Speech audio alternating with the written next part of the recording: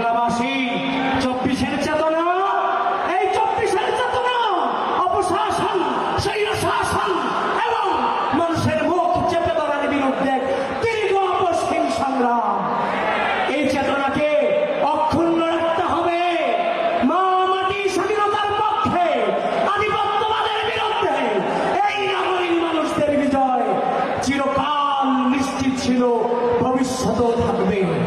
শেষ কথা বলে যাই, শেষ কথা বলে যাই, খুলনার ছাত্র সমাজ, যুব সমাজ, আম জনতা মনে রাখবেন, মনে রাখবেন, শোষণ, হিংসা, হিংসা ও প্রতিশোধের রাজনীতির বিপরীতে একটি হিংসা ও প্রতিশোধের রাজনীতির বিপরীতে সকল মত ও পথের সমন্বয়ে ও বাংলাদেশি জাতীয়তাবাদী আদর্শের ভিত্তিতে একটি অন্তর্বর্তীমূলক, বৈষম্যহীন, সম্প্রীতিমূলক রাষ্ট্র ব্যবস্থা গড়াই হোক 24-এর গণঅভ্যুত্থানের অঙ্গীকার।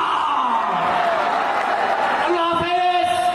আবারও দেখা হবে রাজপথে অথবা খুলনার সরকারি সিটি কলেজের একাদশ শ্রেণীর শিক্ষার্থীবৃন্দ, ঢাকা বিশ্ববিদ্যালয় আগামী 2 বছর পরে দেখা হবে। সকলে ভালো থাকুন, সুস্থ